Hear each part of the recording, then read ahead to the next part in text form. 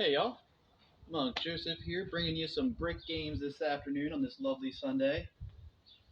Okay, so if you've seen the videos, you understand I'm a huge fan of learning from rooting and brick training. Thank you to YMAA for putting me on with the brick training. I was unfamiliar.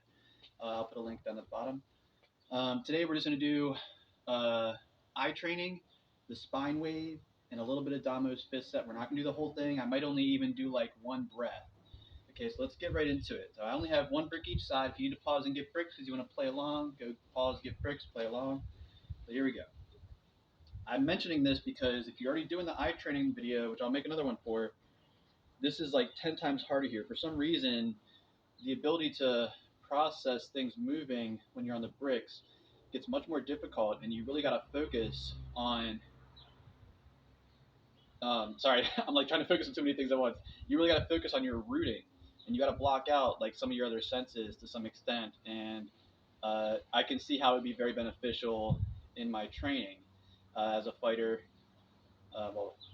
Martial artist. Yeah, I don't really fight, not at least until I get in the ring again. But as you can see, I'm having a really hard time, and it's not because of the bricks, man. I can stand on these bricks all day. It's the like perceived vertigo that you experience when you're trying to. Whoo! Yeah, it's pretty deep. All right. And in case you're watching this and you're unfamiliar, because you're not part of one of the groups that understands this, we do. Hold on, talking, doing, rooting. Yep. We do this to train the 6 muscles in our eyes. I learned this from the Wing Chun group,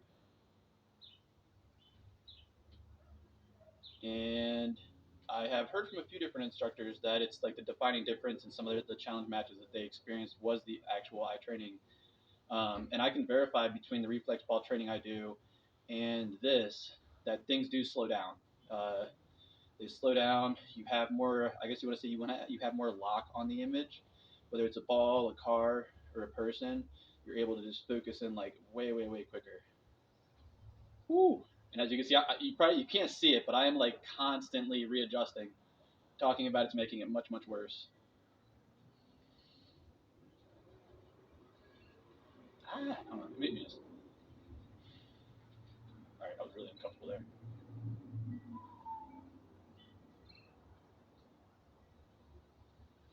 And if you're doing anything like this, you always look at the one coming in.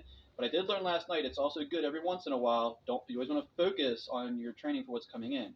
But every once in a while, I do switch to just work on my long range vision. On when I pass the finger, I go with the one going out. But again, 90, 95 to 99% of your training should be focusing on the coming in and focusing very quickly on it. Okay, so there's the eye training. Whew, let me switch my feet up. Get a little break there. All right. Now we're going to go into the spine wave, also out of the YMAA group. All right. And for this, we're just going to do a basic spine wave. I may do some flying, as they call it in White Crane. But all right, cool. Actually, hold on. I need like a solid break. I was trying to readjust on the bricks, but it was too much. All right. So now let's do some spine wave. And I'll give you the best instruction I can here. You're going to do a reverse breath. The way I personally do it, I'm not speaking for exact curriculum of any style. This is what I've done with all my training. When you breathe out in your reverse breath and you feel that bubble, and you're let that bubble expand, you like separate, relax your spine, and feel it open up those lower vertebrae. Then bring the bubble up and out, right? And then by the time you breathe out, you've got a new bubble there. Okay. And in reverse breathing, if you're unfamiliar, you're going to breathe into your rib cage, breathe in, and then send down to your stomach. If you can't do that, just breathe normally and enjoy the spine wave and try to get each vertebrae to move independently. But I have found it's easier to move each vertebrae independently if you get that bubble from the end of the reverse breath first. All right, so check it out. Let's do this.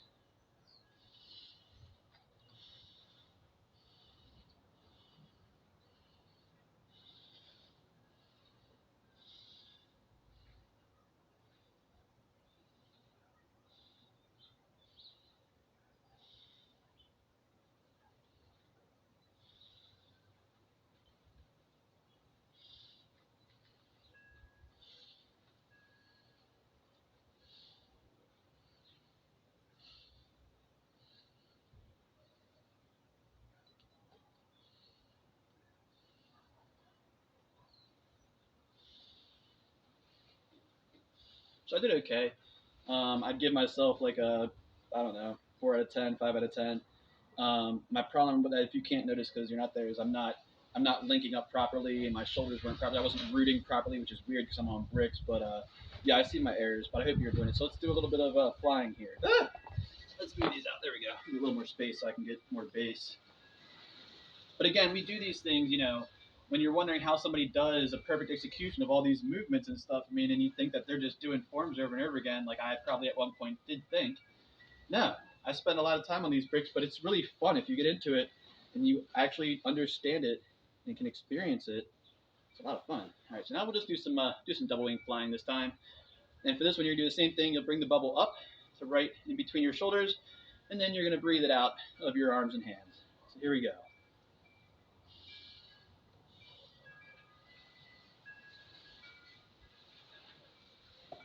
Also, having your white crane hand form helps. If you're not familiar, get the book and learn. Just kidding.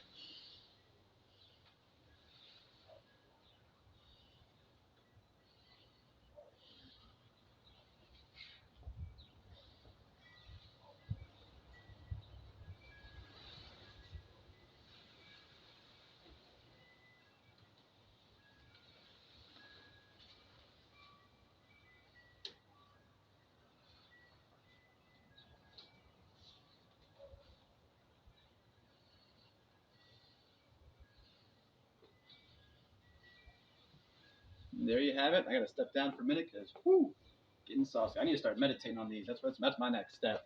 See how long I can meditate on 2 bricks tall. I might do that today. Not on here, obviously. All right. And then last was the fist set. I'll do another video of the Damo fist set with the ginger fist coming up after this probably. But I'm only going to do single squeezes for this. But if you get a chance to ever do a full Damo fist set as taught through the YMA curriculum in Dr. Yang Ming's book, do it on some bricks. That was one of the most amazing experiences I've ever had in my life in training. I was standing on 2 bricks tall, and I went through this whole set. And I'll do all 12, even though you can't see them all. So I was standing on 2 bricks tall, and try this if you know the set, or do it after this when I make the video. And you'll have so start here. I'll do 3 of each one. Okay, do reverse breath, and then breathe into your hands for this one. Push, and extend the fingers.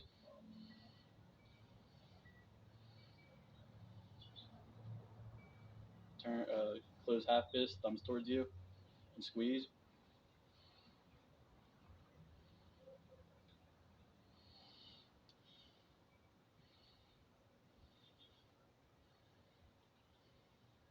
I'm just gonna do 1 breath. It's gonna take forever if I don't.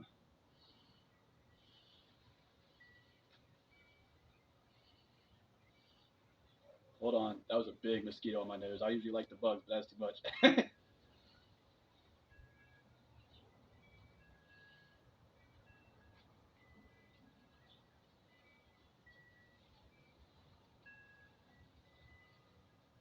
And if you were doing it, you'd be doing 10 breaths per movement instead of 1.